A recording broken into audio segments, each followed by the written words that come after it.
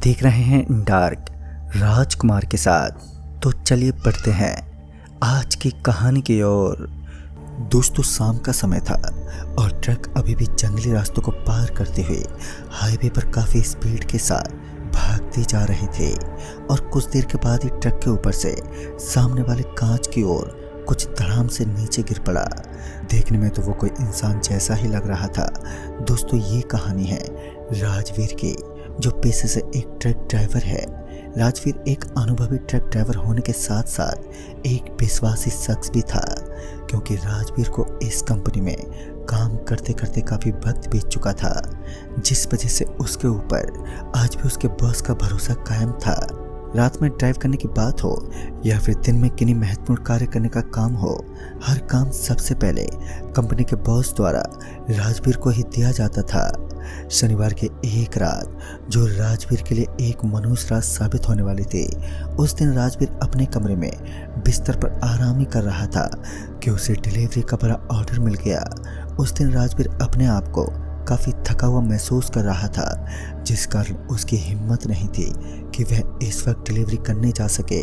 उस वक्त रात के 7 बज रहे थे। फिर राजवीर कुछ टाइम के लिए अपने बिस्तर पर लेट गया ताकि उसकी थकान दूर हो सके। राजवीर 2 घंटे के बाद वापस उठा और अपने ट्रक की ओर चल पड़ा। फिर उसने अपने खौफनाक सफ़र को अंजाम देना शुरू कर दिया।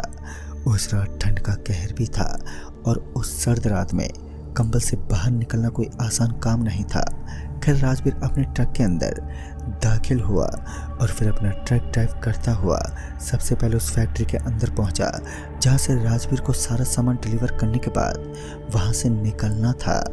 लिहाजा राजवीर ने सारा सामान ट्रक के अंदर लोड करवाया और फिर अपने ट्रक स्टार्ट करते हुए जगमाल नगर की तरफ रवाना होने लगा। सर्दी के उस मौसम में राजवीर अपने ट्रक को भगाता हुआ रास्ता काटने लगा। राजवीर के साथ उसका सहकर्मी यानी कि हेल्पर भी मौजूद था, लेकिन शायद उसे भी उस कड़कड़ाती ठंड के अंदर गर्म कंबल से बाहर निकलने में कठिनाई हो रही थी। वो ट्रक में पड़ी खाली सीट पर जाकर लेट गया। राजवीर की गाड़ी में म्यूजिक काफ़ी तेज बज रहा था और उससे भी तेज दौड़ रही थी राजवीर की गाड़ी कि तभी NH57 के उस हाईवे पर ट्रक के ऊपर से कुछ नीचे गिर पड़ा। सही से देखने पर वो कोई इंसान जैसा ही लग रहा था, लेकिन जब राजवीर अपने ट्रक से नीचे उतरकर उसे देखने लगा तो वहाँ पर ऐसा कुछ भी मौजूद नहीं था। लेकिन ट्रक के ऊपर से ज़रूर कुछ तो गिरा था, मगर अब राजवीर की इतनी हिम्मत नहीं थी कि वह उस हड्डी जमा देने वाली बर्फबारी में कुछ पल और ट्रक के बाहर बिता सके। लिहाजा राजवीर वापस लौटता हुआ अपने ट्रक में दाखिल हुआ और फिर से ट्रक को ड्राइव करने में जुट गया। इस बार उसका खलासी भी जगा हुआ था, जिस वजह से दोनों आपस में बात करते हुए रास्ता काटने लगे। लेकिन फिर अचानक ही राजवीर का ध्यान सागौन के पेड़ पर गया, जो सामने की ओर मौजूद था। उस पेड़ के ऊपर कोई बैठा हुआ था, शायद कोई बंदर या फिर कोई इंसान। देखने में वो बिल्कुल किसी इंसान की तरफ ही महसूस हो रहा था। इससे पहले कि राजवीर उसे ठीक से देख पाता कि ट्रक उससे काफ़ी आगे निकल चुकी थी, लेकिन एक बार फिर ट्रक के ऊपर कोई चीज़ गिरने की आवाज़ आई। लेकिन इस बार राजवीर ने ट्रक को रोकना बिल्कुल भी ठीक नहीं समझा और वो लगातार ट्रक को भगाता गया। लेकिन थोड़ी देर के बाद उनके ट्रक के पीछे रखा गया सामान इधर से उधर बिखरने लगा। यह देखकर राजवीर भी थोड़ा हैरान था। उसने सड़क के किनारे ट्रक को रोक दिया और जब वह दोनों देखने के लिए नीचे उतरे तो वहां पर केवल सामान बिखरा पड़ा था। ऐसा लग रहा था मानो कि अंदर किसी ने अफरा तफरी मचा दी हो। राजवीर एक पल के लिए ट्रक के ऊपर नीचे और साइड सभी तरफ देखने लगा, लेकिन उसे कोई भी नजर नहीं आया। लेकिन उसे समझ में नहीं आया कि आखिर सामान की इतनी बुरी दशा किसने की होगी। राजवीर और उसका खलासी दोनों ट्रक में पड़े सामान को एक बार फिर से सेट करने लगे और सारा का सारा सामान सेट करने के बाद वह दोनों वापस ड्राइविंग सीट पर जाकर बैठ गए और फिर कुछ ही देर के बाद वहां से ट्रक चल पड़ी। रात के लगभग 11 बज रहे थे और चारों तरफ सन्नाटा पसरा हुआ था। उस जंगल के अंदर उसी ट्रक की आवाज़ गूंज रही थी। इसका मतलब कि यह इलाका एकदम वीरान था। राजवीर और उसका खलासी अभी अभी सामान को सेट करने के बाद ट्रक को ड्राइव ही कर रहे थे कि अचानक से राजवीर का हाथ कोई पीछे की तरफ से खींचने लगा, जिस वजह से ट्रक का संतुलन भी बिगड़ता जा रहा था। फिर किसी तरह राजवीर ने ट्रक को संभाला और उसे सड़क के एक तरफ खड़ा कर दिया। फिर राजवीर अपने ट्रक में चारों ओर का नज़ारा देखकर एकदम से चौंक गया, क्योंकि अब ट्रक के अंदर से वो सामान गायब था जिसकी डिलीवरी करनी थी। उस वक्त राजीव डर सा गया था। वो अपना सर पकड़कर वहीं बैठ गया और तभी उसके खलासी ने आवाज़ देते हुए कहा, अरे क्या हुआ राजवीर साहब? तभी राजवीर उसे घूरते हुए बोला, तुम्हें दिखता नहीं? ट्रक का सारा सामान चोरी हो चुका है। तभी उसका खलासी हैरान होते हुए बोला, क्या आपका दिमाग तो ठीक है ना? सामान तो अभी भी ट्रक के अंदर ही है। और इस बार जब राजवीर पीछे की तरफ पलटा तो उसकी आंखें खुली की खुली रह गईं, क्योंकि ट्रक में रखा गया सारा का सारा सामान वैसे ही पड़ा था। आज राजवीर को समझ नहीं आ रहा था कि आखिर उसके साथ ये हो क्या रहा है। और तभी राजवीर को सड़क के बीचों बीच कोई नजर आया जो शायद टहल रहा था। लिहाजा राजवीर अपने ट्रक से नीचे उतरा और उस आदमी के पास पहुंच गया।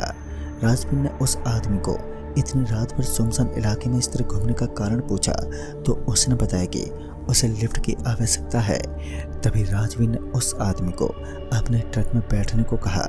वह आदमी जल्दी से उनके ट्रक की तरफ चल पड़ा, लेकिन जब राजवीर अपने ट्रक के अंदर पहुंचा तो उसे अपने ट्रक के अंदर एक बदबू आने लगी। ये बदबू इतनी भयानक थी कि कोई इसे कुछ पल के लिए सूंघ भी लेता तो वो उल्टियां करने लगता। राजवीर फिर से अपने ट्रक से नीचे उतर गया और बाहर की तरफ घूमने लगा। अब राजवीर जान चुका था कि जरूर उस आदमी में कुछ तो गड़बड़ है। और उसके बाद राजवीर और उसका खलासी उस ट्रक के चारों तरफ चक्कर मारने लगे। और जब वो वापस अपने ट्रक के अंदर पहुंचे तो उनकी आंखें फटी की फटी रह गईं। दरअसल उन्होंने देखा कि जो आदमी कुछ देर पहले ट्रक के अंदर दाखिल हुआ था वह अपने ट्रक में मौजूद ही नहीं था। उसके अजीब अजीब हाथ से इस बात की गवाही दे रहे थे कि उस आदमी का यहाँ पर कोई भी अस्तित्व नहीं है। कुछ देर के बाद ही जब राजवीर और उसका खलासी ट्रक में दाखिल हुए कि तभी उनके ट्रक के सामने एक काला काला साया मंडराने लगा जो दिखने में बहुत डरावना था। लिहाजा राजवीर ने तुरंत ही ट्रक का गियर डाला और ट्रक को निकालने लगा। लेकिन जब उसने ट्रक की एक्सीलेटर पर अपना पांव रखा तो उसकी ट्रक सिर्फ एक ही जगह पर स्थिर रह गई। ऐसा लग रहा था मानो ट्रक वहीं पर चिपक सा गया हो। और बाद में राजवीर फिर से अपनी खलासी के साथ ट्रक से नीचे उतरा और अपनी निगाहें दौड़ाने लगे, लेकिन अभी भी उसे किसी भी समस्या का पता नहीं चला। ट्रक बस एक जगह पर रुकी हुई थी, मानो किसी ने ट्रक को जकड़ सा लिया हो। तभी राजवीर को सफ़ेद सफ़ेद कपड़े में लिपटा हुआ एक आदमी अपनी तरफ आता हुआ दिखा। वो आदमी अपनी ही धुन में उसी तरफ चलता जा रहा था कि तभी राजवीर ने उस आदमी को टोकते हुए अपनी तरफ बुलाने लगा। वह आदमी भी बिना कुछ सोचे समझे उन्हीं की तरफ चल पड़ा। राजवीर ये नहीं जानता था कि आखिर वो आदमी इतनी रात को यहाँ पर क्या कर रहा होगा। वह आदमी ट्रक के पास पहुंचा, लेकिन जब राजवीर की नज़र उसके चेहरे पर पड़ी तो उसका दिल दहल उठा, क्योंकि उसने पाया कि यह तो वही आदमी था जो कुछ देर पहले उनके ट्रक के अंदर दाखिल हुआ था। और साथ ही अब उसका चेहरा भी एकदम से बदलने लगा। उसके चेहरे पर खरोंच के निशान बने हुए थे और साथ ही अब उसका आकार भी एक नॉर्मल इंसान के मुकाबले धीरे धीरे काफ़ी तेज़ी से बढ़ने लगा। कुछ देर के बाद ही उसके हाथों के नाखून भी काफ़ी विशाल बन चुके थे और साथ ही अब वो हैवान धीरे धीरे राजवीर की तरफ बढ़ने लगा। इससे पहले कि वह उनके पास पहुंच पाता कि राजवीर ने अपनी खलासी को जल्दी से अपने ट्रक में बैठने का इशारा किया। वो दोनों भागते हुए तुरंत ही ट्रक के अंदर दाखिल हुए और ट्रक के दरवाजे को पूरी तरीके से लॉक कर लिया। लेकिन तभी ट्रक के बाहर जोरों से हलचल होने लगी।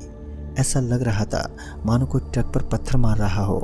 और तभी राजवीर की नज़रें सामने की तरफ खड़े एक आदमी पर पड़ी जो एक बार फिर राजवीर को अपनी तरफ आने का इशारा कर रहा था। लेकिन राजवीर इतना पागल नहीं था कि वो उस आदमी के इशारों से अपने ट्रक के नीचे उतरकर उसके चंगुल में फंस जाए। वो सिर्फ ट्रक में ही बैठा रहा, लेकिन थोड़ी ही देर के बाद उसे नीचे उतरना ही पड़ा, क्योंकि जब उसने देखा कि सामने की ओर उसका खलासी ट्रक के नीचे खड़ा होकर उसे बुलाने का इशारा कर रहा है तो सच में उसके होश उड़ गए। क्योंकि कुछ देर पहले उसका खलासी उसकी बगल वाली सीट पर बैठा हुआ था और वह बिना दरवाज़ा खोले बाहर कैसे गया। और उसके बाद जब राजवीर अपने ट्रक से नीचे उतरने ही वाला था तो किसी ने उसका हाथ पकड़कर अंदर खींच लिया। और जब उसने उस हाथ की तरफ देखा तो उसने पाया कि उसके पास उसी का खलासी खड़ा था जो उसके ट्रक के सामने खड़ा हुआ दिखाई पड़ रहा था। वह समझ चुका था कि जरूर यह कोई छल है और अब ट्रक से नीचे ना उतरने में ही उसकी भलाई है। और फिर वो चुपचाप अपने ट्रक में ही बैठा रहा और सामान की डिलीवरी तो दूर की बात थी, पूरी रात राजवीर अपनी खलासी के साथ उसी ट्रक में बैठा रहा। फिर जब सूर्य की किरणें धरती पर पड़ी और चारों तरफ गाड़ियों का आवागमन होने लगा और इस वक्त राजवीर अपने खलासी के साथ ट्रक के अंदर एक गहरी नींद में लेटा हुआ था। फिर जब सूर्य की किरणों ने राजवीर को छुआ तब जाकर राजवीर ट्रक से बाहर निकला। अब उसका खौफ भी खत्म हो चुका था। वो जानता था कि दिन के समय काली ताकत हमला नहीं कर पाएंगे। फिर वह अपना ट्रक लेकर वापस अपनी फैक्ट्री में लौट गया। लेकिन दोस्तों, आज भी इस घटना का जिक्र करते वक्त राजवीर के पसीने छूट जाते हैं।